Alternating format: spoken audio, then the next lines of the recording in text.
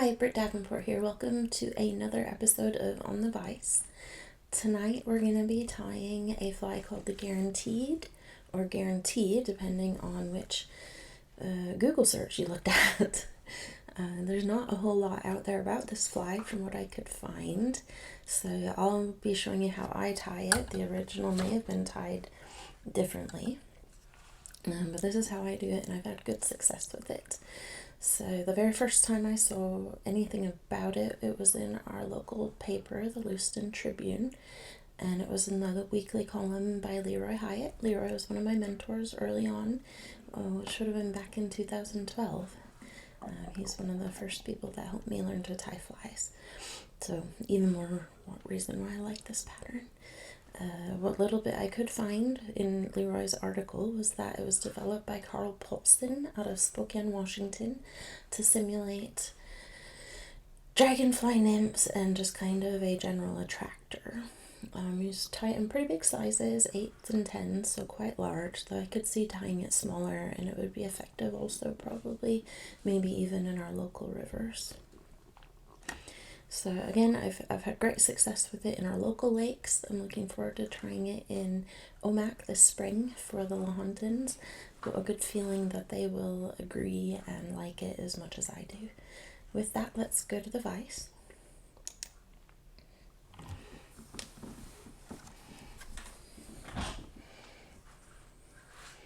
So this is what it looks like. We've got a tail, kind of a hot spot body, peacock herl, and a breast feather. So let's start by putting a hook. We're using Ahrex FW561 size 10, which is just your traditional nymph barbless. I'm going to put one of these in our vise.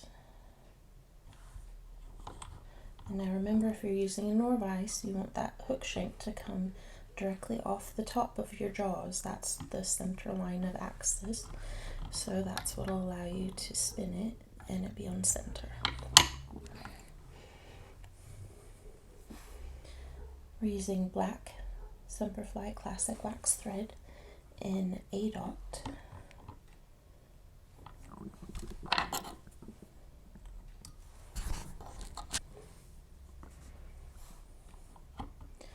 I'm going to start just by laying down a thread base. For the tail, we're just using teal.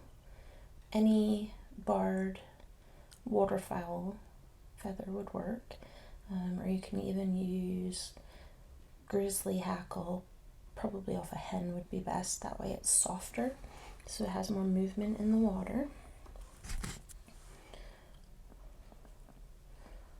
I'm going to pull some of those fibers so they're at a 90-degree angle off the feather rachis, and then just pull that away. That'll keep your tips aligned.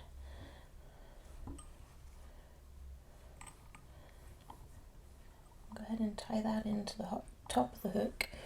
Now the tail's going to feel long just because we're using such a large hook. Most of us tie, well, at least we usually tie, I'm either tying really, smaller trout flies or salmon flies, so it's just going to feel long. You want it about the length of the hook.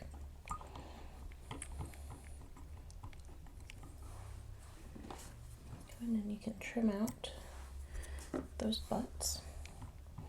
Now the orange portion of the body is going to go about to the center, and then from there forward it'll be peacock herl.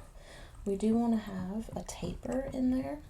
This is where I probably ought to have used 6/0, so I could build that taper up a little bit quicker. But we'll make do with A dot.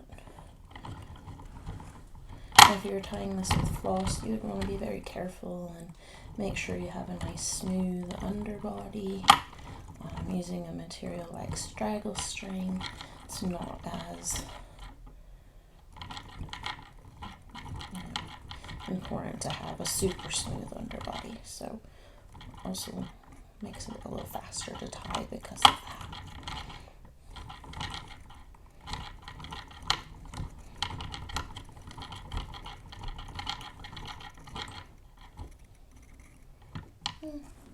We'll go that good.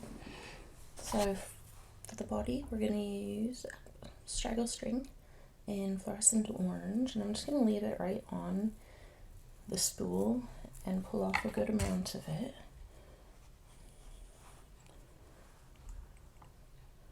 I'm going to just tie that in, take some loose wraps to the back where we'll do a few securing wraps, and then just bring our thread back up to that midpoint. I'm going to put a half hitch in, bring our thread over, actually,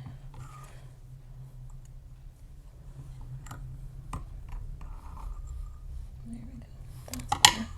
Bring our thread over to our thread post. I like to tighten up my tension knob, it just gives me more control. And we're going to start taking touching wraps. Now this straggle string stretches quite a bit, so make sure you have good consistent tension on it as you wrap forward. That way you don't end up with any slack in it. So when we're about at that halfway point, bring our thread back over and just tie that off.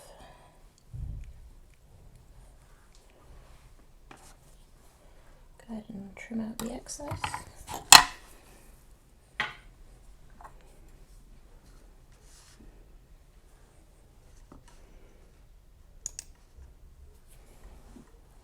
Next up, we'll be putting the peacock herl in.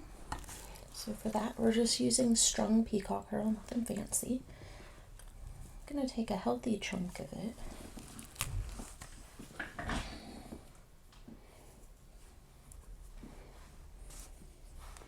Trim those tips off.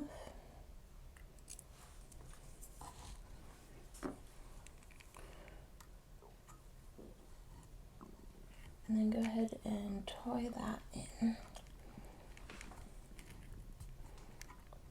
It's okay if there's a little bit of that straggle string straggle facing up there, it's no big deal.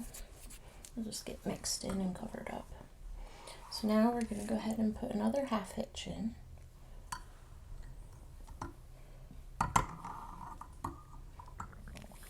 Take your bobbin over to your thread post, take that peacock herl over on top of that thread, loosen that tension nut on the top of your vise, and go ahead and spin it. So what we're doing is we're reinforcing that peacock herl onto that thread. In essence, we're making a chenille rope out of it. And take that and just rotate our vise, making a nice body on it. To tie it off, you can either unwrap the peacock herl from that, or you can tie it off just like you would a dubbing loop. Either way is fine, whatever you prefer.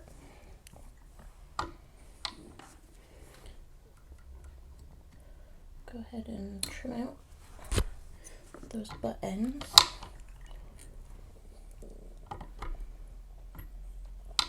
So the only thing left at this point is the peacock breast feather. So I like to strip off kind of the fluffy ones at the bottom.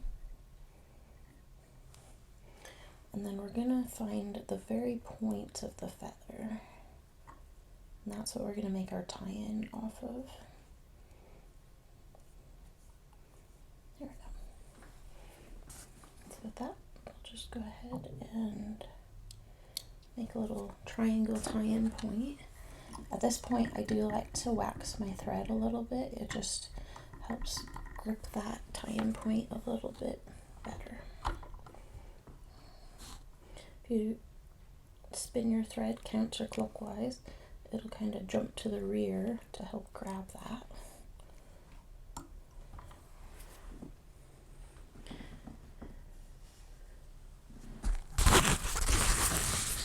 And this is the perfect time for a pair of hackle pliers if I can find them.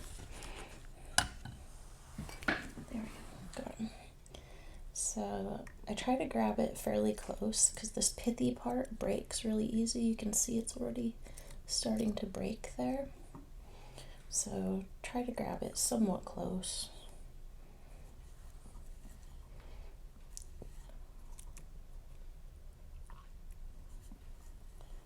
and just preen those fibers to the rear. Now we're going to take 1.5 to 2 wraps. I really like peacock breast feathers though, so I tend to overdo it, but 1.5 to 2 is plenty. So do a couple wraps to tie that in, and with these, because that stem is so fragile, I do like to just grab everything. I'll try to flatten that stem a little bit with my thumbnail. And then the head, I wrap back over top of it just a little bit, just to kind of dog leg that in there, so I know it's not coming out. And you can go in and just trim that out.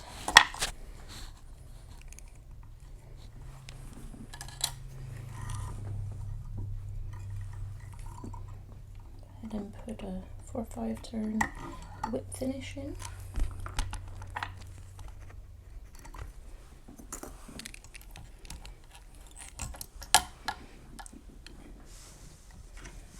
If you like to, you can put a drop of head cement on the front there. I've been using this lilac. It is out of Canada. Jerome Malloy is marketing it.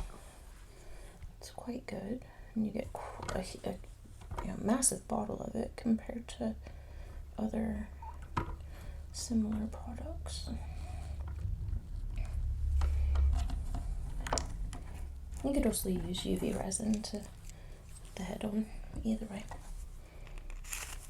So with that, we have the guarantee or teed. Thank you for joining us on another episode of On the Vice, brought to you by Hackles and Herl Fly Fishing. If you find this content valuable, please give us a thumbs up and subscribe to the channel. We greatly appreciate it. If you want to, click the bell so you get notifications of future content. We're going to try to get a video out once a week at this point, different patterns. We do love to hear feedback from you, so drop a comment down below if you've got questions or want to give us some suggestions for future videos. You know how to do it, just drop it down there. And then just on a final note, we do provide custom order flies, trout, steelhead, salmon flies, kind of the whole gamut. So if you are looking to get some custom order flies, drop us a DM and we can see what we can do for you. Again, thank you, and we'll see you next time.